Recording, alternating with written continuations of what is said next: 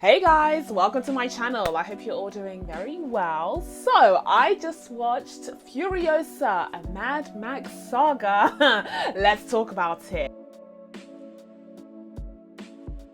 So Furiosa is of course directed by Mr. Mad Max himself, George Miller, who has been making these Mad Max movies for what, like 30 years? Like he's been making these Mad Max movies for decades at this point, but still I think most people would agree that the best Mad Max movie to come out of this entire saga is 2015's Fury Road. Fury Road is highly acclaimed and beloved by many, including myself. It is an incredible action movie from 2015 that people absolutely love. So George Miller had some large shoes to fill, I mean his own shoes from 10 years back, when he decided to make this prequel. But do I think that he rose to the occasion? Do I think he managed to make a worthy sequel slash prequel to the famous Fury Road? Well, that's what we're going to be discussing today. But before we dive into my thoughts on this one,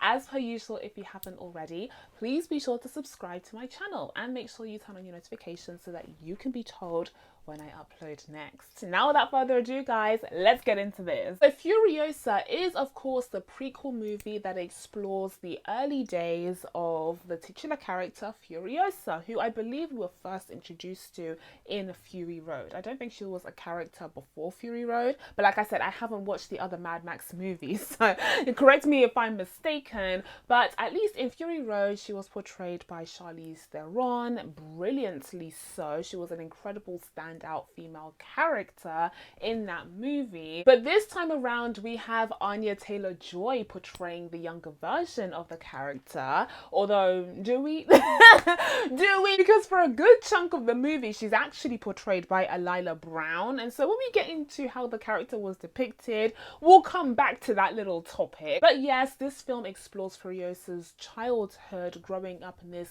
post-apocalyptic hellhole that Australia becomes sometime in the future, and we learn that she actually grew up in the green place, like this place of abundance where they have food and water and plants, and you know, life is thriving in this heavenly place. But she unfortunately gets kidnapped and brought to this horrible brute warlord of a man portrayed by Chris Hemsworth, who is called Dementors. Now initially Dementors just wants to find out where Furiosa came from, like where on earth is this place of abundance that everyone keeps talking about. He is demanding that she show him where this place is so that obviously he can colonize it. Obviously he can take it over and, you know, reap all of those resources, all of that food and glorious water to take it for himself and his people. But Furiosa remains firm. She stands her ground even though she's so young at the time when she is kidnapped and taken away from her home.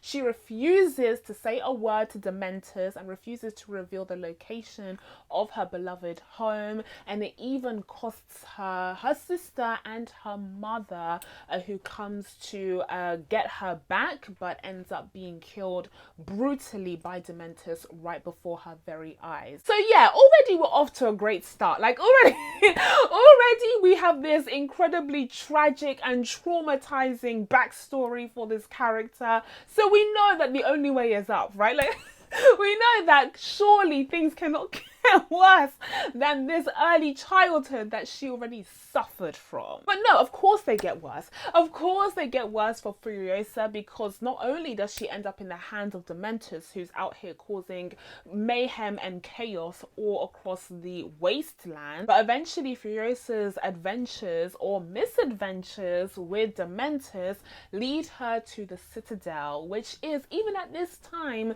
controlled by that disgusting truly, as I sit here, I predict he will be haunting my nightmares tonight, because he is a terrifying figure called Immortan Joe, who again we saw in Fury Road, but this is a slightly younger version of the character, although he looks just as terrifying as he did in Fury Road, and he is, like I said, in control of the Citadel. Now each of the sort of strongholds of the wastelands are in charge of of certain things. They have three main strongholds, at least the three that were highlighted in this film, and the Citadel is one of them. The other one is Gastown, which predictably is in charge of producing oil and fuel, and another one is Bullet Town, which, you guessed it, is in charge of producing bullets and ammo. Now, when it comes to the Citadel, I'm not quite clear. I think it's food, right? Like, they just produce food. That's their main thing. So clearly, Immortan Joe is a very powerful figure because he controls the food, but they sort of have a symbiotic relationship across the different forts or strongholds because, you know, they obviously still need weapons and they still need fuel in this chaotic wasteland of an existence. One day when Dementus is feeling bold and brave, he decides to try and take over the Citadel, only to realize quite quickly that he is outmanned and outnumbered and out-crazied by Immortan Joe and his folk. And so he fails to do so, but he doesn't quite give up because he's also mad. He's also crazy and evil. And so instead he heads straight to Gastown, where he takes that over and threatens to blow the whole thing up so that no one can get access to fuel anymore. And that certainly gets Immortan Joe's attention. And so that leads to Dementus becoming the the warlord, the leader of Gastown, where he is made in charge of it so that they can keep that symbiotic relationship between the strongholds that they have. But one condition of this already disgusting, already horrific exchange and deal is that poor baby Furiosa, which Dementus has taken to calling Little D. Okay, she's not little anything. She's Furiosa, damn it. And she is actually exchanged to be a future bride of Immortan Joe. The exchange is made and Dementus becomes the leader and ruler of Gastown. And as a result, the threat is quelled and Immortan Joe can go back to living his best life. Listen. Now we see how over the years, living in suffering, living in torturous pain and horrific conditions basically molds Furiosa into becoming the young woman that she is by the end of the film. There are all sorts of things that happen to her that I won't dive into too much detail here, but obviously and evidently, you know, just by seeing the woman that we are introduced to in Fury Road, you know, that poor girl went through some things, and this film dives into the highlights, the unfortunate highlights of her life, especially as she grew up under the thumb of Immortan Joe. So now that we've dived into the story of Furiosa, I'm going to dive into my thoughts on the movie, and I'll just say up front that I thought this movie was absolutely fantastic. I thought it was absolutely brilliant. We're gonna have to put a pin on all of the praises that I'm going to be singing this film. We're gonna have to put a pin in that. Okay, just gonna put that to the side for a second here because I need to rant first of all. I need to rant, and this is not a critique of the film. I just want to express my feelings, and maybe you guys feel the same way. Let me know down in the comments. I have to say, listen, as much as I enjoy these Mad Max movies, the two that I have seen anyway, I could never say that it's a joy to watch. I could never say that the Mad Max movie are a joy to experience because honestly, I have to say, like, out of all of the post-apocalyptic worlds that I've seen, at least off the top of my head right now as I'm sitting down, this might be the worst one. This might be, like, I can't even imagine. Like, some people are just built different, because for me, I would genuinely rather die. George Miller has created one of, if not the very worst post-apocalyptic existence in the form of these Mad Max movies, these Mad Max Saga. Like, I would genuinely rather die than live in the wasteland. Considering the fact that I'm a woman, considering the fate that these women are doomed to, you know, in the wasteland. Oh, just let me die, actually. Literally just let me die, because this is the worst post-apocalyptic world. Like, please name a worse one if you can think of what, down in the comments below. I can't be the only one who literally just cringed and literally just could not watch some of the scenes in this film because they were so disgusting, so disturbing, so violent, so brutal. This world sucks. Like, this is just the worst version of the end times. And obviously I applaud George Miller. Like I said, I'm going to be singing the praises of this film in a second, but I just want to put it out there that it's not a pleasant watch. Like, it's painful for me. And to make matters worse, I happen to be binging the last few episodes of Fallout literally just last night. So the post-apocalyptic theme has been running through my mind for the last 24 hours. And so seeing this, which is somehow perhaps even worse than Fallout, it was just too much for me. Like, I started to doubt my own reality. I started to get panicky and terrified. Like, it was just too much. It was too much. So I guess a side effect of me being so adverse to the Mad Max world is that I don't see myself rewatching this film anytime soon, if ever, really. And it was the same for Fury Road. At the time, I really enjoyed the film. I thought it was absolutely brilliant for all the reasons that we'll dive into for Furiosa as well. But I never rewatched it. I never rewatched it, and so as a result, I actually can't remember much of the story. I can't remember much of, you know, what happened in that film. All I can remember are the brilliant performances and the feeling of being impressed by what I was watching whilst I watched Fury Road. Okay, now that we've gotten that out of the way, let's sing the praises of this movie like it deserves.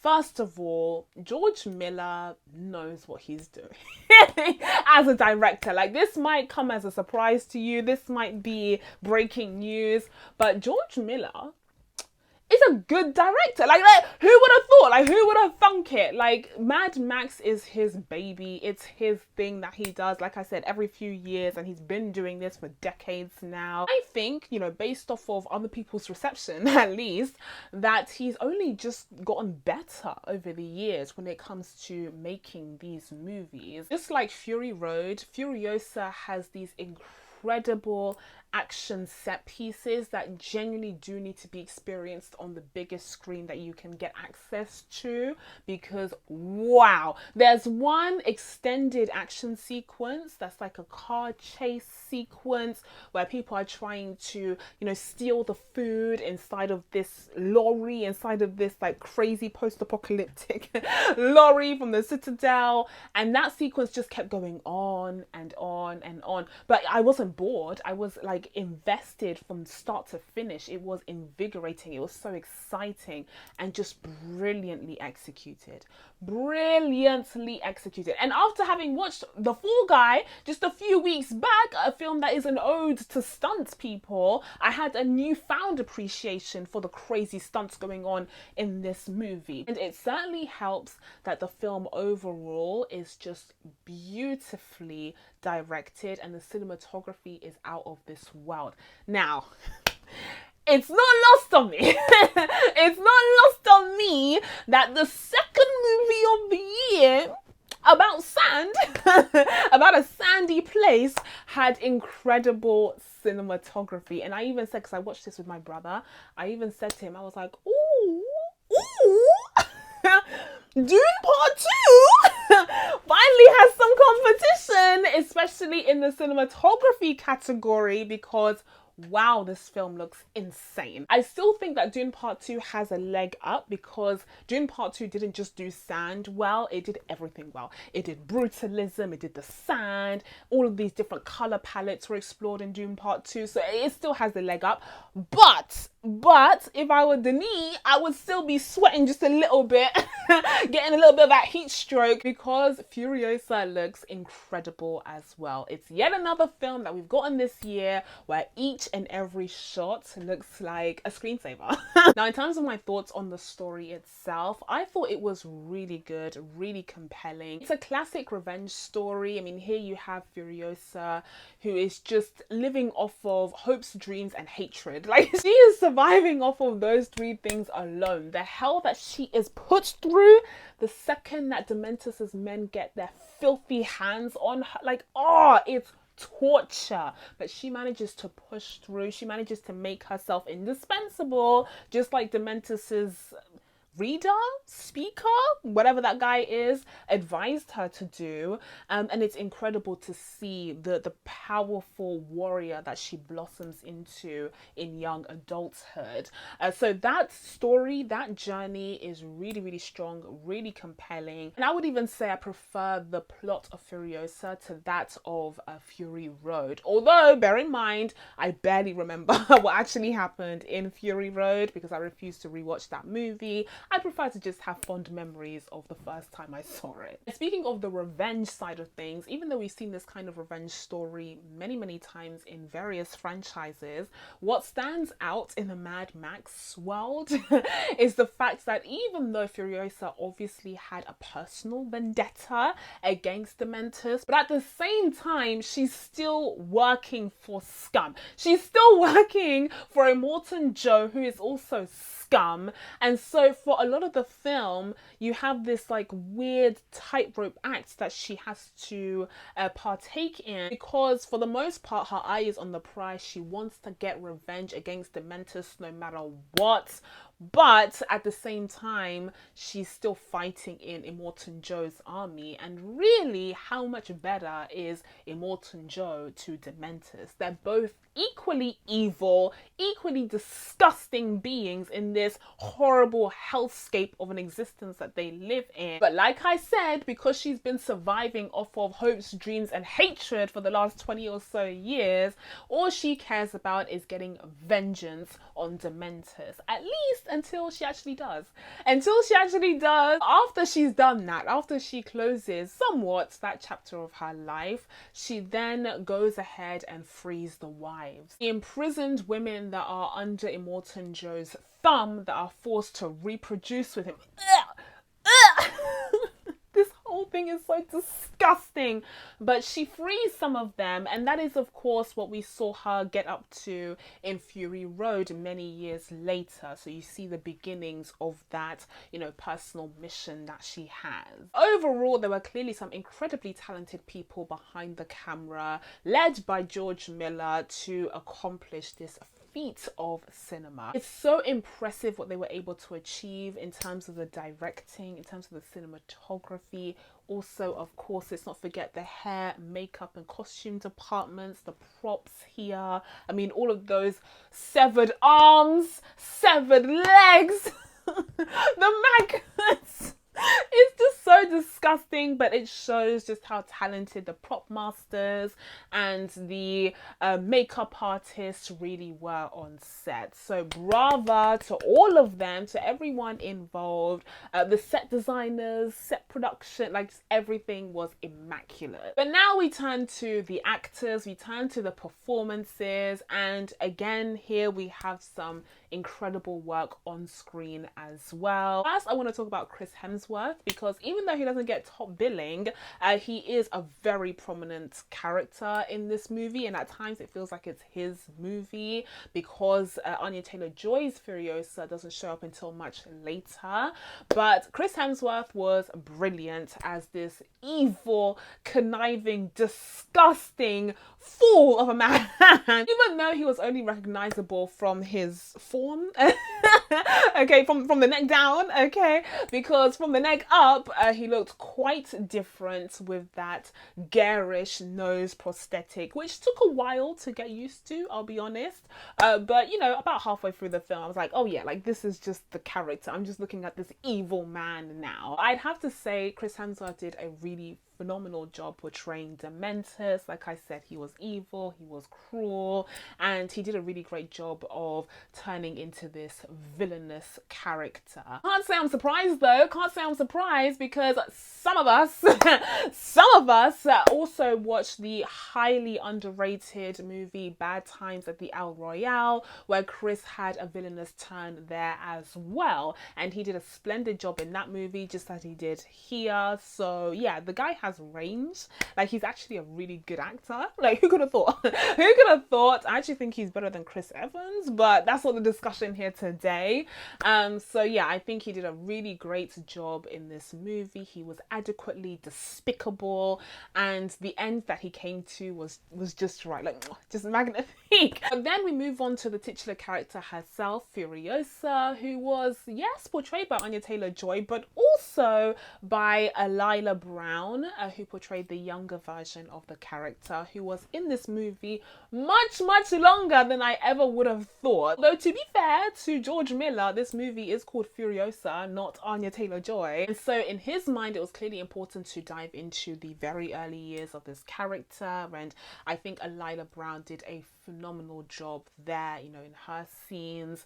And she was largely mute from, you know, being traumatized, but also because she didn't want to reveal anything about her past and the green lands that she came from. But the actress was still able to express so much emotion to kind of give us an insight into what the character was going through from her body language and from her face acting. She absolutely killed it and carried a lot of the movie on her back for the first half before she tapped out and Anya Taylor-Joy picked the baton up where she left off. And Anya Taylor-Joy was incredible as Furiosa. I know there was a little bit of controversy because George Miller decided to cast a younger actress to reprise the role instead of calling back Charlize Theron. I mean, people were kind of annoyed at the fact that this would be a prequel to begin with, but I think considering the fact that they did go down the prequel direction, it makes sense to get a younger actress. As great as Charlize Theron is and looks, you know, it makes sense if you're going to dive into the early years of the character. And Anya Taylor-Joy was, you know, having a moment a few years ago where she was everywhere, and so of course she was #1 on the list of possible casting. And now we see all of that heat that she got off of the back of the Queen's Gambit finally come to fruition, and she absolutely nailed this role. She was brilliant as Furiosa. Yes, she is tough as nails and so skilled and terrifying to be honest, but she also had moments of humanity, especially when she lost her lover, but also of course, you know, thinking back to the traumatic past that she had in her childhood. There were moments where you see what drives her, you see what's keeping her alive, you know, surviving in this toxic wasteland. And like I said, say it with me class, it's hopes, dreams and hatred. I will say though, one little nitpick that I had about Anya Taylor-Joy's performance in this movie was her accent. Her accent wasn't accenting the same as everyone else's accent. The Mad Max movies are supposed to be taking place in a toxic wasteland version of Australia in the not so distant future. And so most of the other characters have Australian accents. I mean, Chris Hemsworth, he was already packaged and ready to go with his Australian accent. So like, I kind of expected Furiosa to also have an Australian accent, even though she doesn't have one in Fury Road. But yeah, I think that's a little bit of an oversight. It's a bit jarring, especially when you first hear her speak and she's a grown-up Anya Taylor-Joy and she's speaking in a very clear American accent, and it's like, that doesn't quite make sense when she was constantly surrounded by these Australians, these post-apocalyptic Australians. So yeah, like I said, that was a little bit jarring, but I think, you know, in other aspects her performance was so great that I'll allow it, I'll forgive it. And all across the board, the cast gave phenomenal performances.